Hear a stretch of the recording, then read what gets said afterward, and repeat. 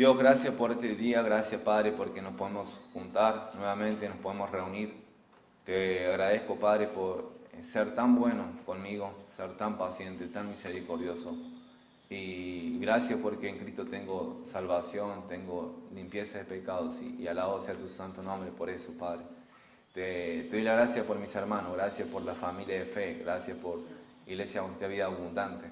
Te pido, Señor, por cada uno de ellos, por su corazón, por su espíritu, que tú le hables, Padre, a través de tu palabra, ya sea cómo están viviendo ahora en las circunstancias en que estén o sus condiciones en que estén. Tú lo sabes, tú conoces su corazón, tú conoces sus temores, sus inseguridades, sus miedos, sus preocupaciones, sus afanes. Tú conoces sus deseos, sus anhelos. Y te ruego, Señor, que tú obres a través del Espíritu Santo para que traiga convicción, Padre, sobre su vida. Te pido, Señor, también por mí, para que me dé claridad al predicar, que me dé claridad al transmitir lo que dice tu palabra y que tu nombre sea exaltado y glorificado, Señor. Que tú te muestres entre nosotros y que podamos salir renovados, diferentes, que podamos salir más como Jesús, que las personas no salgan como vinieron, Padre. Qué tristeza sería que salgan solamente siendo oidores, pero no hacedores de tu palabra. Ayúdanos, Señor, por el poder del Espíritu Santo que tenemos en nosotros, que podamos ser hacedores de tu palabra, Padre. Pero nuevamente, te pido, Señor, que nos guíe y nos acompañes en este tiempo. En el nombre del Señor Jesús te lo agradezco y te lo pido. Amén. Segundo de Timoteo, capítulo 4, versículos 6 al 8. Y voy a leer del versículo 1, voy a empezar del versículo 1. ¿Lo tienen? La mayoría, creo que sí. Versículo 1 al 8. Dice: Te encarezco delante de Dios y del Señor Jesucristo, que juzgará a los vivos y a los muertos en su manifestación y en su reino, que prediques la palabra, que instes a tiempo y fuera de tiempo, redarguye, reprende y exhorta con toda paciencia y doctrina, porque vendrá tiempo cuando no sufrirán la sana doctrina, sino que teniendo comezón de oír, se amontonarán maestros conforme a sus propias concupiscencias, y apartarán de la verdad el oído, y se volverán a las fábulas. Pero tú sé sobrio en todo, soporta las aflicciones, haz obra de evangelista, cumple tu ministerio. Porque yo ya estoy para ser sacrificado, y el tiempo de mi partida está cercano. He peleado la buena batalla, he acabado la carrera, he guardado la fe.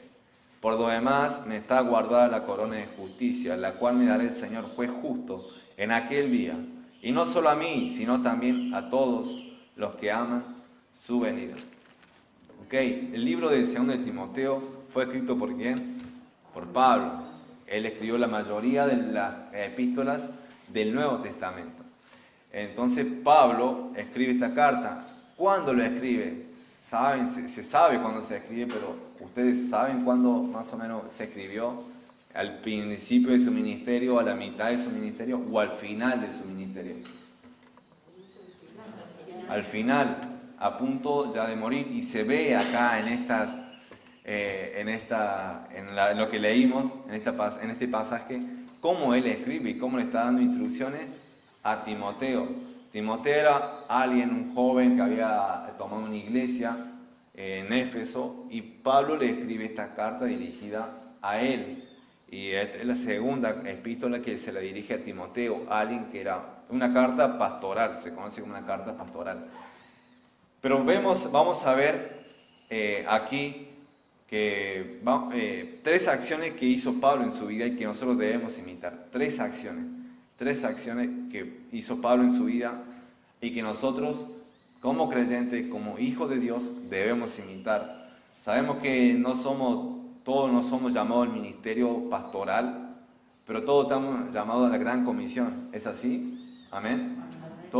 Jesús dijo eso, por tanto, ir y hacer discípulos a todas las naciones, y se lo dijo a los discípulos. Y esa gran comisión también se aplica a la iglesia, que somos nosotros, el cuerpo de Cristo. Entonces, vamos a ver 3 acciones que hizo Pablo en su vida y que nosotros debemos imitar, que nosotros como creyentes debemos imitar. Primero, en el versículo 7, vamos a enfocarnos en el versículo 7, voy a leerlo. Dice, he peleado la buena batalla, he acabado la carrera, he guardado la fe. Y vamos a quedarnos con la primera, que dice, he peleado la buena batalla. La primera acción es pelear. Pablo hizo eso, no es que peleó físicamente, andaba golpeándose con los fariseos y con los saduceos, no. Pero eso lo hizo cuando no era creyente. Él agarraba y decía que hacía violencia y entregaba a los cristianos ¿para qué? Para que lo mataran. Entonces él lo hacía en el pasado. Pero ahora él militaba, pero no militaba según la carne, sino según Dios. Ahora él tenía otra forma de encarar la milicia. Era la milicia espiritual. Él se estaba ejercitando no físicamente, sino se ejercitaba para la piedad. Entonces, él peleaba. Pablo hizo eso. Él peleaba. Era un soldado. Era alguien que estaba dispuesto a dar su vida en el campo de batalla. 1 Timoteo 6:12, nuevamente otra carta escrita a Timoteo, dice 1 Timoteo 6:12, pelea la buena batalla de la fe, echa mano de la vida eterna, a la cual asimismo fuiste llamado, habiendo hecho la buena profesión delante de muchos testigos. Pelea la buena batalla. Nuevamente vemos eso, de pelear. Pablo dice acá, he peleado, o sea, le dijo a Timoteo en 1 Timoteo, le dijo, pelea, y ahora acá dice que yo he peleado. Entonces él no solamente lo decía, sino que también lo hacía. Él daba el ejemplo a Timoteo para que siga el ejemplo que estaba dejando Pablo. Ahora, pelear, eso es algo que lo hacen los soldados, ¿verdad? Pelean en una guerra, en un conflicto bélico, envían a los soldados a pelear contra el enemigo, se podría decir. Entonces, si un ejemplo de gente que da su vida en el campo de batalla, es lo que pasó, no sé si no lo apagamos. Ahí está, mucho eco. Muy bien, ahora me van a escuchar. Entonces, un ejemplo de de soldados que daban su vida en el campo de la batalla eran los kamikazes. No sé si conocen la historia de los kamikazes. Era un cuerpo generado ya en lo último de la guerra entre Japón y Estados Unidos durante la Segunda Guerra Mundial. ¿Y qué hacían los kamikazes? Era entrenado durante 7 días. Se dividía en 3 días de contenido teórico, 3 días de preparación práctica. Era todo así rapidísimo, porque en realidad esa preparación duraba 3 meses, pero ellos lo hacían en 7 días porque necesitaban pilotos con urgencia. Y el último día hacían como una charla ya de lo que iban a hacer la misión. Pero tenían una misión sin regreso, sin retorno. ¿Por qué? Porque el que se inscribía a ese cuerpo de los kamikazes sabían que tenían que dirigir su avión con los misiles que tenía hacia el enemigo. Tenían que hacerlo prácticamente, estallar con el avión en el barco, en el enemigo. Entonces, ellos literalmente daban su vida por su nación, se podría decir, y murieron. Murieron alrededor de 5.000 pilotos kamikazes. Murieron, ya está, dieron su vida en el campo de batalla. Eso es lo que hizo también Pablo. Pablo dio su vida por la causa de Cristo. Él peleó la buena batalla. Él peleó hasta el final. Ahora, esta batalla no era cualquier batalla. Acá dice Pablo en el versículo 7, he peleado ¿qué batalla? ¿Qué dice? La mala, no, la buena batalla. He peleado la buena batalla. Entonces la pelea que estaba librando Pablo era buena. Era una buena batalla. No era mala. No era una batalla que no tenía sentido, sino una batalla que valía la pena. ¿Por qué vale la pena la batalla que estaba peleando Pablo? Porque hay asuntos eternos, hay asuntos de vida o muerte, no en el sentido físico acá solamente, sino también en el sentido eterno, porque hay personas que van a pasar con Dios o lejos de Dios, en el infierno, en la condenación.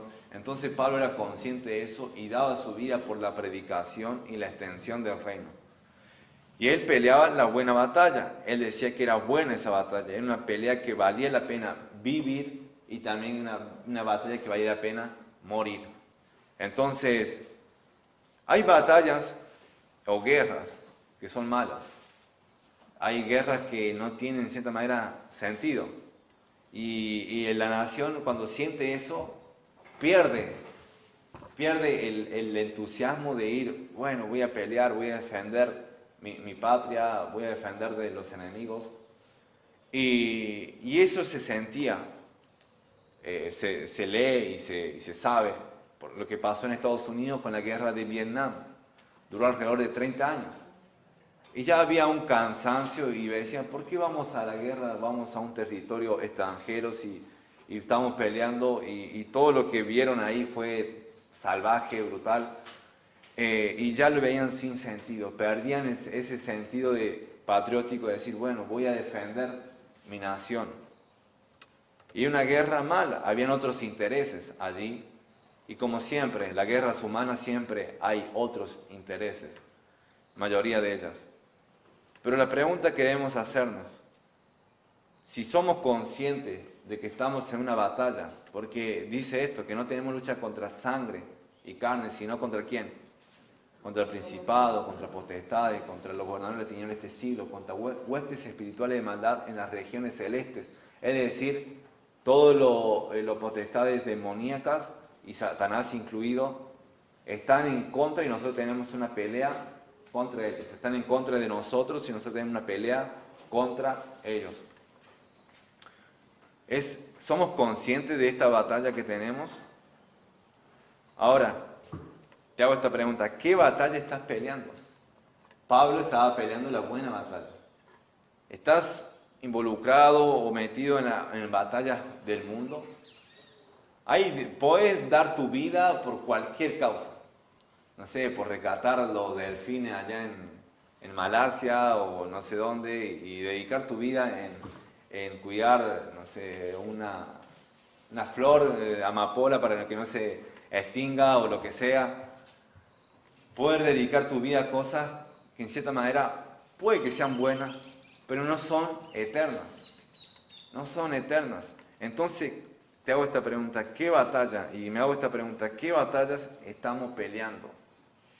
Estamos peleando algo que involucra a Cristo, que es el bien por mis hermanos y el bien por los incrédulos, por los perdidos, o solamente estamos peleando por nuestros propios intereses. Te animo a que pelees la buena batalla. Una pelea involucra que va a haber, ¿qué cosa? Va a haber respuesta del enemigo, ¿o no? Es así. Una pelea es alguien que como quien dice, chocan fuerzas. Entonces, no nos sorprendamos si el enemigo nos causa daño. ¿Qué es lo que hizo el enemigo con Job? Dios le permitió a Satanás probarle o hacerle daño. ¿Y qué le quitó? Le quitó los bienes materiales, le quitó la familia y también ¿qué le quitó? La salud. Y Job estaba dañado. Entonces podemos ver que el enemigo puede hacer daño al cristiano. No puede morar en el cristiano porque este cuerpo es morada del Espíritu Santo, pero puede hacernos daños. Entonces no nos sorprendamos. Pero ¿saben qué? Aún teniendo las marcas, aún sufriendo como Pablo sufría por el Evangelio y todos los creyentes que sufrían en la iglesia primitiva, podemos decir, estar descansado y aliviado que estamos peleando una buena batalla. una buena batalla. Es mejor sufrir por hacer lo bueno que sufrir por hacer lo malo. Aunque para el mundo, por sufrir haciendo lo malo es algo que se jacta. Es algo que se jacta. Sufrir por hacer lo bueno no cuadra con el pensamiento y la filosofía de este mundo. Jesús dijo que hay que ser inocente como una paloma y astuto como ¿qué? Como una serpiente. Y muchas veces nosotros sí decimos amén, queremos ser astutos como una serpiente, pero no queremos ser inocentes como una paloma. ¿Por qué? Porque el mundo no es inocente. El mundo, aparte Jesús, ¿qué dijo? Que nosotros somos, o envió como corderos, como ovejas, ¿en medio de qué? En medio de lobos. En medio de lobos. ¿Por qué Jesús utilizó una oveja? Hubiera utilizado un tigre, un puma, un león, un jaguarete más argentino, ¿no? O otro. Eligió una oveja. Una oveja. Es tonta, se podría decir. Se pierde, no hace caso y prácticamente depende del pastor que le da de comer. Y Jesús utilizó una oveja. Y no solamente dijo que van a enviar una oveja entre otra oveja, sino que dijo que iba a enviar oveja en medio de ¿qué? De lobos. Lobos es un animal que es un depredador por naturaleza. Te agarra, te despedaza con la mandíbula, esos dientes que tiene, y lo desgarra todo. Entonces Jesús dijo que nos envía a nosotros sus ovejas en medio de lobos, pero Él nos da la seguridad que Él está con nosotros. Y esa es la promesa, y eso es nuestra fuente de seguridad. Amén. Pero ¿saben qué? La iglesia no quiere ser oveja, la iglesia quiere ser lobo. Eso es lo que pasa, la iglesia quiere ser lobo. Y cuando se presenta un problema, queremos reaccionar como un lobo. Queremos mostrar los dientes y queremos hacer valer nuestros derechos y todo esto, y nos olvidamos que Jesús dijo que bienaventurados son los mansos y que de ellos recibirán la tierra que la tienen por heredad. Y nos olvidamos que Jesús dijo que yo soy manso y humilde. Nos olvidamos de esas cosas. Y nosotros queremos pelear, decimos, amén, vamos a pelear la buena batalla. Pero no es la batalla en la carne, según la carne. Es una batalla según el Espíritu. Y se pelea con amor, se pelea con humildad y con fe. Cosas que el mundo no lo entiende. Entonces, lo que quiero decir, que si Dios dijo que nosotros somos ovejas en medio de lobos, vamos a recibir heridas. Y aún hasta podemos perder nuestra propia vida. O nuestra reputación. O podemos ser criticados, podemos ser rechazados, menospreciados. Y los cristianos del Medio Oriente y de otra parte de estados comunistas, como China, como Corea del Norte, ellos son secuestrados, son llevados a la cárcel y son asesinados por la fe que tienen en Jesús. Eso es algo que está pasando, que pasa ahora y que aún ahora mismo podrían estar gente, cristianos, encarcelados. Pero ellos no reaccionan como lobos. Ellos no dicen, bueno, vamos a matar a este enemigo, vamos a disparar. Ellos reaccionan según la palabra de Dios, porque saben que esta vida es temporal, saben que esta vida va a ser eterna ya, va a estar con Cristo. Ya Dios nos dio una vida eterna, pero va a continuar ahí por toda la eternidad con Jesús, al lado de su presencia. Y esa es la misma promesa que Dios nos dio a nosotros. Amén. Entonces te animo a que pelees la buena batalla, que peleen la misma batalla que estaba peleando Pablo y que pelearon los cristianos del primer siglo y que los cristianos a lo largo de la historia. Peleamos la buena batalla, no cualquier batalla, sino la batalla que Dios nos envía, por aquellos que se pierden, por aquellos que más amamos, nuestra familia, por Dios, sobre todo por la gloria de Dios, para que Dios sea conocido, sea exaltado, sea alabado entre las naciones, que conozcan, que digan, ahí hay un cristiano que hizo esto, alabado sea Jesús por la reacción que tiene, porque Él no actúa como otros, porque Él es luz en medio de las tinieblas. Otra cosa que hizo Pablo, además de pelear, fue acabar la carrera. Él dice que he acabado la carrera, es la segunda acción. he acabado la carrera. Ese es el segundo verbo. Acabar, es necesario acabar. Es algo que implica un esfuerzo y sacrificio. Pablo tenía esa idea de acabar ya cuando empezó, ya estando en la mitad de su ministerio. Por ejemplo, podemos leer en Hechos capítulo 20, versículo 24.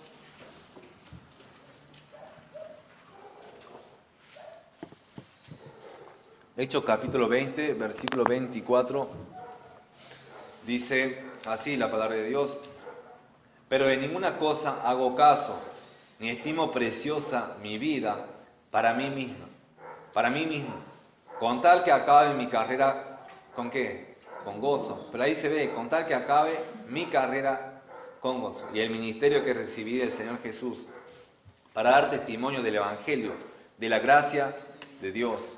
Y ahí se estaba despidiendo de los ancianos de Éfeso. Y entonces Pablo dice eso, y es monumental lo que dice: yo no estimo mi vida preciosa como algo valioso. No, dice, yo quiero solamente acabar la carrera que recibí. La carrera que tengo por delante la quiero acabar. Y acá Pablo dice, he acabado la carrera. He acabado la carrera. ¿Le costó a Pablo acabar la carrera? Sí, sacrificio. Y aún, cuando él dice acabó la carrera, después de escribir esta epístola, ¿qué es lo que se sabe según una historia que le pasó a Pablo? ¿Qué fue qué? Decapitado. No es que murió tranquilo en un geriátrico ahí tomando mates y estando tranquilo, que nadie lo molestaba y viviendo sus años dorados sin que nadie lo moleste.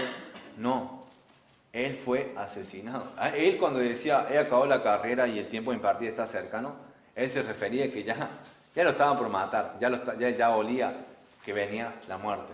Pero él acabó la carrera. Él acabó la carrera y es necesario acabar. Es necesario comenzar y acabar con lo que empezamos.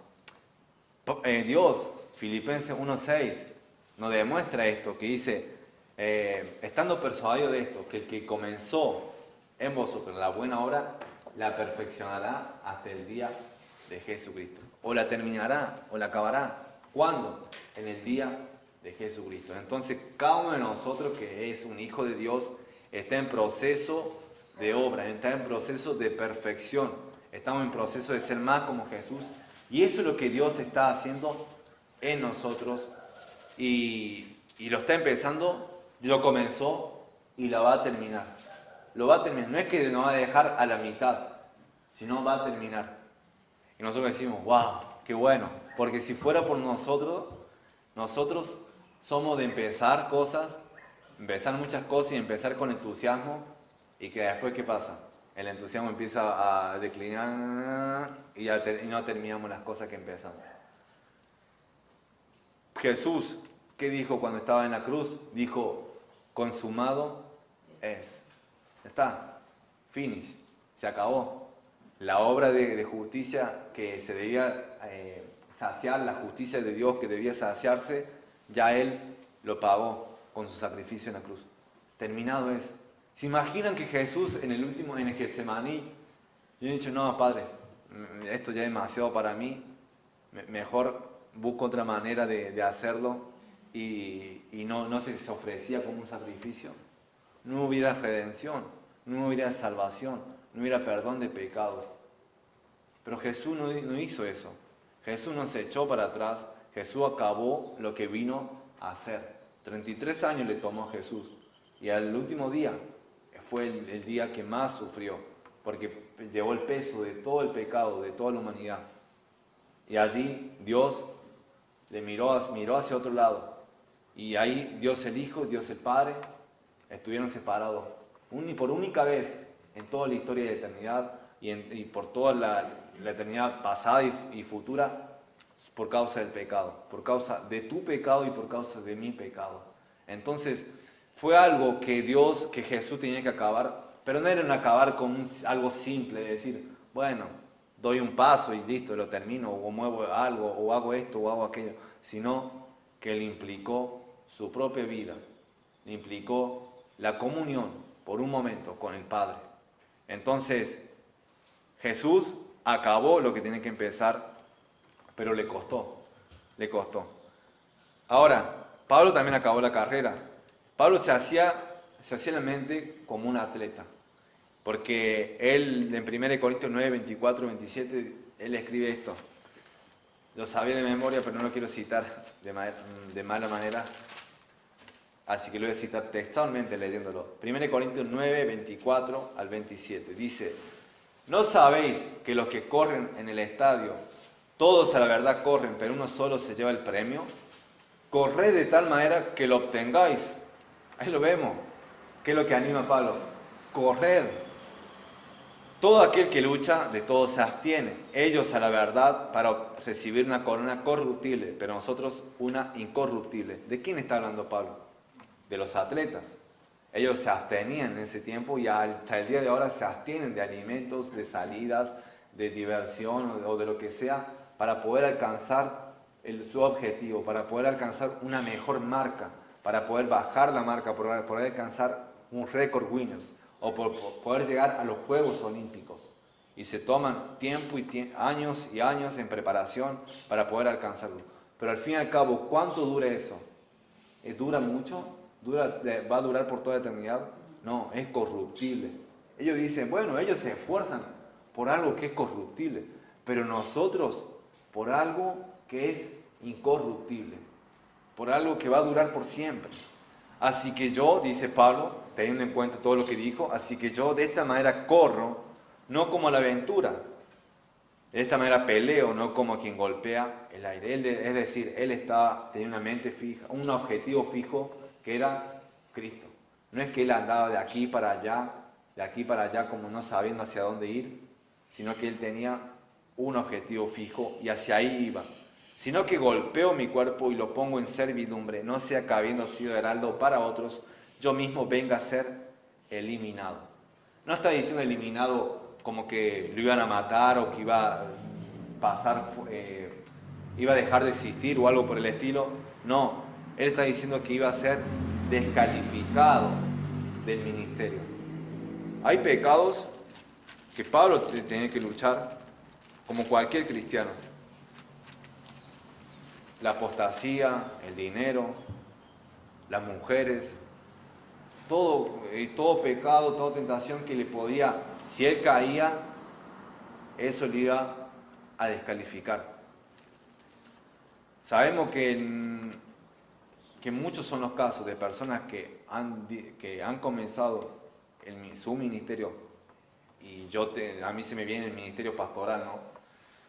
Puede ser cualquier caso, pero sobre todo hablando en lo que Pablo hablaba, de que él decía que iba a ser eliminado, o sea que no podía, ya iba a estar en desuso si él caía en pecado, un pecado descalificador. Entonces, hay personas, y conocen, ustedes seguro que conocen, personas que han comenzado, pero que no han acabado, y que pintaban muy bien, y que estaban predicando y animando, y después, ¡pum!, cayó entre comillas, porque en realidad cuando escuchaba a un pastor decía, no, te tirás, o sea, te entregás, porque no es que viene una fuerza y te tirás, vos cedés, vos intencionalmente pecás, y eso es un peligro que todos debemos cuidarnos, y sobre todo yo me digo, wow, yo trato de vivir, ¿saben qué? Un día a la vez, no mirar de acá una semana, porque ya acá una semana no sé, pero hoy trato de enfocarme, de vivir para la gloria de Dios, de vivir en dependencia de Él, porque en el día que como dice, el que piense estar firme, ¿qué pasa? Mire, que nos caiga. En el momento que empezamos a confiar en nuestras propias fuerzas y empezamos a depender de mí mismo o de vos mismo, ahí perdemos. Y ahí Satanás obra y tiene victoria. Pero debemos esforzarnos y nosotros debemos orar también por nuestro pastor para que termine bien. ¿Y cuándo termina la carrera? ¿Termina ahora cuando dice, me voy a jubilar? No. Pablo escribe eso, bueno, acá termino, acabo mi jubilación. Chao. No. se acaba cuando uno muere. Ahí se acaba. La carrera se acaba cuando uno muere. Ahora, mientras que estamos acá, es una carrera. Implica, y una carrera hay que acabarla. Pablo la terminó.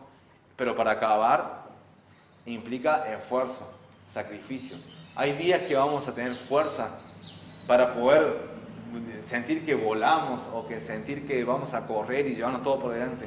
Y hay días donde ni siquiera vamos a poder ni levantarnos o vamos a tener la fuerza suficiente solamente para estar de pie. Pero sea lo que sea, debes avanzar. Un pasito aunque sea. Un pasito para adelante. Vamos, para adelante. Porque tenemos a Cristo de nuestro lado. Pero digo eso, oremos por nuestros pastores. Porque se acaba cuando nuestra vida termina. Es así. Y aún cuando si el pastor regresa allá a los Estados Unidos, debemos seguir orando. Debemos seguir orando. Por él, por su ministerio, por su vida. Para que siga fiel, siga fiel, siga fiel. Y que nosotros podamos seguir fiel a Dios. Amén. Miren, mi inclinación, yo personalmente, siempre fue abandonar lo que empiezo. Como que me rindo, o como que me rendía, mejor dicho, pasó. Tuve la posibilidad de aprender piano, y cuando dije, bueno, no tengo un piano en mi casa, y venir hasta acá es un viaje, y perdí esa oportunidad. Ya empecé a tener internet y podría haber practicado, no sé, buscar la forma. El que va, el que se entusiasma por algo y que quiere y se pone una meta, lo va a hacer. Empecé bien, aprendí una canción que se llama Cristo me ama. Y hasta el día de hoy puedo que la saque. Pero después me di por vencido. Tal vez la adversidad o la falta de constancia, ahora que teniendo 25 años, me hace que no... Ni siquiera sé un do, re. Nah. Pero me rendí. También con el trabajo. Me acuerdo que el primer trabajo que tuve fue el PPP de carpintería. Y las cosas cuando tenía un compañero que era difícil. Era difícil. Y también el trabajo no era algo que te entusiasmaba. Pero yo debía seguir. ¿Por qué? ¿Por qué hay que seguir? Al menos que vos busques otra cosa y consigas otro tal vez. Pero no dejar porque no me gusta. O porque no quiero más. No, esa no es la actitud de un cristiano. De dejar así solamente porque no te gusta. Y esa fue mi actitud. Yo reconozco eso. Ahora, en última instancia, el curso de barbería. Había comenzado, pagué todo. Me hicieron que pague durante cuarentena. Me sacaron los pocos pesos que tenía. No, pero la cuestión es que empezamos, después agarramos la cuarentena y seguimos la clase teórica por Zoom. Y terminó esa clase, hicimos un examen y tenía que volver a cortar el pelo, o sea, llevar a los clientes, a los modelos, y allá están los modelos que sí, me acompañaron allá también al fondo. La cuestión es que, pero yo no tenía ganas, digo la verdad, yo decía, pero ya como que la fiaca o la desgana, la pereza o lo que sea, o decir, bueno, me enfoco más en la palabra, o me enfoco más, ¿para qué ir allá si me enfoco más en la oración, o voy a evangelizar a otro lado, hablar de Cristo, visitar? Pero no, porque hay que empezar algo y en lo posible hay que terminarlo. Y gracias a Dios, el viernes fui el último corte y me bocharon. Nada, aprobé, gracias al Señor. Tal vez digan, bueno, pero ¿qué quiere decir con esto? Un cursito. Sí, es verdad, un cursito, no es que la gran cosa, no es un carrerón de medicina. Pero esto me está ayudando a empezar algo y terminarlo. Y Dios está obrando en manera para que pueda aún, en esto que se trata del ministerio, para empezar ya a empezar algo Y no decir, bueno, por fulano de tal que no viene a la iglesia o por porque le digo la verdad, a uno le duele cuando, no sé, los cristianos faltan por faltar. Uno que está interesado en las almas, y yo sé que eso es algo que está ahí, que implica eso. No va a ser todo, no todos van a ser fieles, no todos van a ser ovejas, algunos van a ser más cabras que ovejas, pero la cuestión es que es algo que está ahí. Y no es que digo, me estoy quejando, no. Pero Dios está obrando en mí para que decir, bueno, no te des por vencido. Si Dios te llamó para hacer una tarea, acábala, terminala. No dejes la mitad. No te vayas simplemente porque, bueno, no te gusta, o no querés, o ya no sentí ganas. No, tenés que seguir porque Dios te mandó a hacerlo. Entonces después las ganas van a venir. ¿Y saben qué? Hay días donde yo gozo y disfruto, aún teniendo días malos. Lo disfruto. Y este tiempo, hubieron días donde decía, bueno, ya está, no quiero seguir más, que venga el pastor y listo, ya no, me olvido de esto y me voy a Buenos Aires, nada. Y quería hacer como mis planes y decir, no, pero ¿saben qué? Dios obró en este tiempo de decir, no, pero Luciano, no es acá lo que vos querés hacer, lo que no vas a irte, si te van, es, no sé, porque la iglesia te dice, no queremos más a él, que se vaya, porque no aceptamos su ministerio. Pero si me voy, que sea así de esa manera, por lo menos que la iglesia diga, bueno, no está para esto, no le entendemos nada de lo que enseña, no sé, se enseña a sí mismo, nosotros no aprendemos nada, pero irme, porque yo, me doy por vencido, o porque no tengo ganas, eso es, de cierta manera, como dice Apocalipsis, eso de cobarde. O porque tenés miedo, eso de cobarde. Cobarde, miedoso y encima perezoso. No, entonces Dios obró en eso al principio de cuarentena. Y estamos acá. Así que por la gracia de Dios estoy acá todavía. Amén. Y puedo decir con limpia conciencia que esos pecados que Pablo también decía, yo golpeo mi cuerpo para no ser eliminado, puedo decir que esos pecados están lejos de mí. O puede que vengan y de tentación vengan, pero no he caído. Y por esa razón me puedo parar enfrente de ustedes. Amén. Y yo soy consciente de que muchos jóvenes, en especial hablando específicamente en el pecado sexual, que muchos jóvenes, así como yo, que se paran y hablan y enseñan a la congregación y parece que ese joven pinta bien, después no se sabe más nada. ¿Por qué?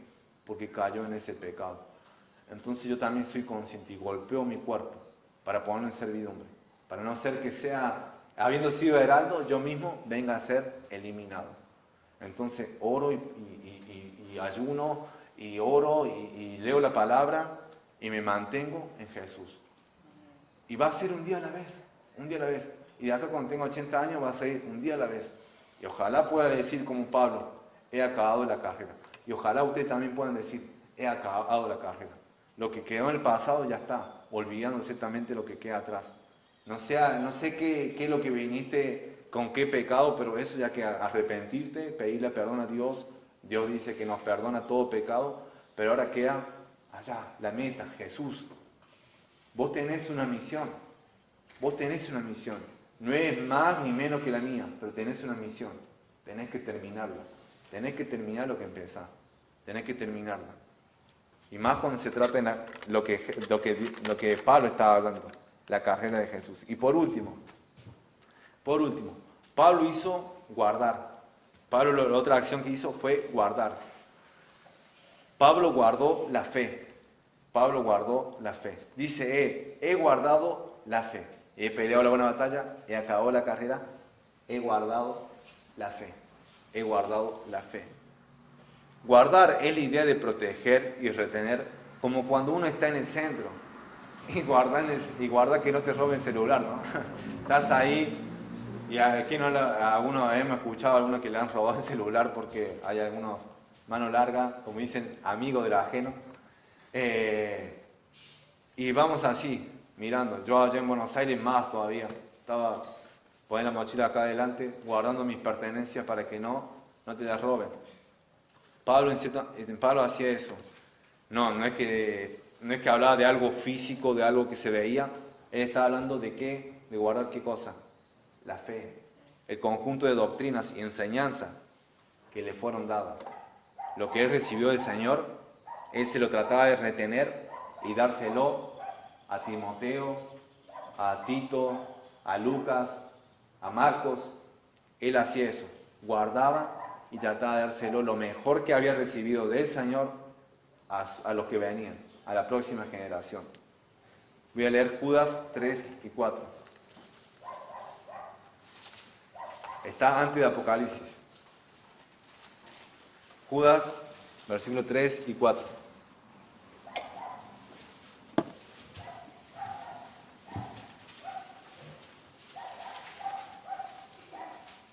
Amados, por la gran solicitud que tenía de escribiros acerca de nuestra común salvación, me ha sido necesario escribiros exhortándoos que contendáis ardientemente por la fe que ha sido una vez dada a los santos. Ahí dice, por la fe, que dice, que ha sido una vez dada a los santos. Porque algunos hombres han entrado encubiertamente, lo que desde antes habían sido destinados para esta condenación, hombres impíos que convierten en libertinaje la gracia de nuestro Dios y niegan a Dios, el único soberano, y a nuestro Señor Jesucristo. Entonces hay personas que van a querer introducirse y van a querer dañar la doctrina. Y hay muchas denominaciones que se perdieron, muchas denominaciones que se fueron por esta de las corrientes donde no creen que la Biblia es inspirada por Dios, o sea, que haya una historia que sí es cierta y otra historia que no es cierta, que no es literalmente así. Y todas esas sectas que vemos también, un día puede introducirse acá, puede entrar.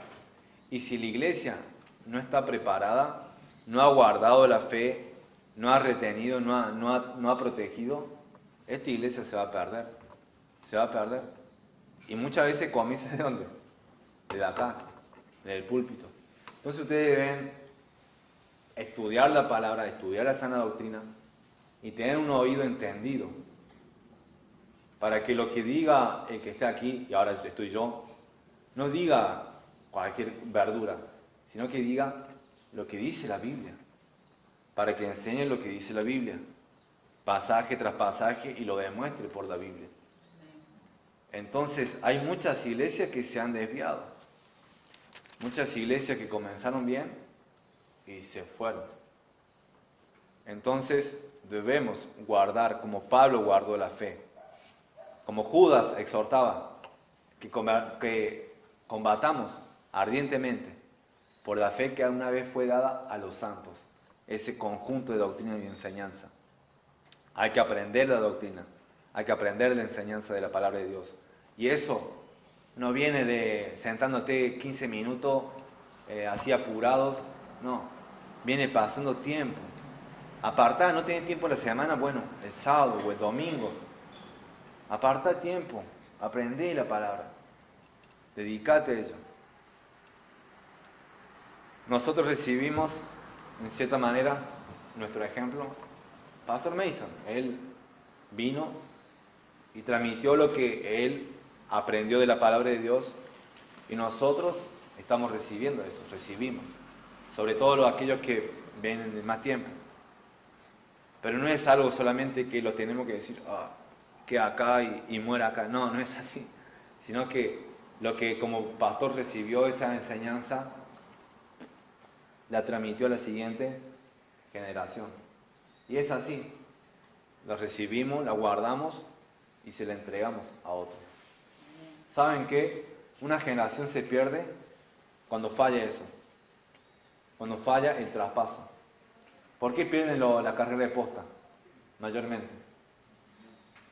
¿Por qué? Porque no lo entregan bien. Lo entregan de una mala forma. Es algo que no, lo hacen de forma que no están según las reglas. Entonces, ahí pierden. Nosotros tenemos que agarrar lo que vamos a recibir de la enseñanza de la palabra de Dios y pasárselo a la siguiente generación. Y así hasta que venga Cristo. Porque los falsos maestros van a introducirse. Si es que no hay uno ahora. No, pero van a introducirse. Tarde o temprano se introducen los falsos maestros y echan a perder todo si la iglesia no está lista. Entonces, Pablo es un ejemplo que debemos seguir. Y Dios nos ayuda en esto. Yo personalmente, como le dije recién hace poco, y le comentaba a algunos hermanos, esta etapa, en lo personal, y creo que también como iglesia, esta etapa ha terminado. No digo que mi vida va a terminar, si Dios lo permite, tengo varios años, pero esta etapa ha terminado. Ahora estoy a punto, como saben los miembros de la iglesia, estoy a punto de tomar decisiones y pido oración por eso. Pido oración para la próxima etapa que me viene. Y de que pueda afrontarla como Pablo, de pelear, tratar de acabar, tratar de guardar. Y doy gracias a Dios porque en esta etapa, como iglesia, entre todos, pudimos ayudarnos cuando alguien estaba en necesidad, cuando había que mantener el edificio, tenemos que salir también y predicar, enseñar la palabra o visitarnos. Lo tratamos de hacerlo y eso fue por la gracia de Dios. Dios nos permitió. Tuvimos una cuarentena entre medio pandemia, ahora todavía estamos. Ni me imaginaba estar con barbijo en estos y verlos así todos separados. Pero es la circunstancia que Dios puso y nos toca esa. Y debemos decir, alabado sea Dios por esa circunstancia, porque Él es soberano, no se equivoca y es lo mejor para nosotros.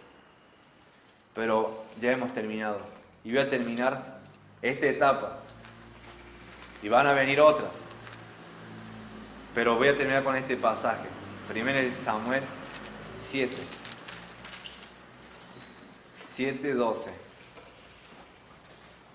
y que Dios nos ayude a seguir terminando lo que vendrá. 1 Samuel 7:12 dice la palabra del Señor. Tomó luego Samuel una piedra y la puso entre Mizpa y Sen, y le puso por nombre Ebenezer, diciendo: hasta aquí nos ayudó Jehová. Vamos a leerlo todo junto. ¿Se animan? Todos juntos lo vamos a leer. 1 Samuel 7:12. A la 1, a la 2 y a las 3. Tomó luego Samuel una piedra y la puso entre Mizpa y Sen, y le puso por nombre Ebenezer, diciendo, bien fuerte aquí, hasta aquí nos ayudó Jehová. Amén. Oremos. Dios, gracias Padre por el ejemplo de Pablo. Lo vemos a Pablo escribiendo a través de las epístolas y en Lucas relatando sobre él en Hechos, de que él sufría, de que él se esforzaba por terminar bien lo que había empezado, por terminar la carrera, por guardar la fe, por pelear la buena batalla. Y vaya que lo hizo, Padre. Lo demostró con su cuerpo. Su cuerpo estaba cargado de cicatrices por el Evangelio, por la causa de Cristo. Dios, ayúdanos a imitar el ejemplo de Él. Ayúdanos a pelear la buena batalla, a terminar la carrera, a no quedar en el camino como muchos quedan. Y confiamos que lo vamos a hacer porque tú vas a terminar lo que empezaste en nosotros. También, Señor, ayúdanos a guardar la fe, el conjunto de enseñanza y doctrina que recibimos de aquellos que nos precedieron, aquellos que dieron su vida por la causa de Cristo. Padre Santo, te ayudo también, te pido, Señor, que nos ayudes a poder terminar bien como iglesia Esta iglesia debe seguir hasta que Cristo venga. Nosotros guardaremos la fe y la próxima generación que viene y que viene y que viene. Pero para eso, Padre, debemos mantenernos en Cristo. Ayúdanos, Señor. Ayúdame principalmente a mí, Padre, ahora a tomar decisiones. En la nueva etapa que uno debe comenzar. Y que tu nombre sea exaltado en cada decisión que tomamos. Gracias, Padre, por la vida de mis hermanos. Gracias porque ya el pastor llegó y parece que llegó bien, Padre, y eso es por tu gracia y tu misericordia. Que sigamos adelante en lo que viene y que tu nombre sea exaltado nuevamente. En nombre del Señor Jesús te lo agradezco y te lo pido. Amén.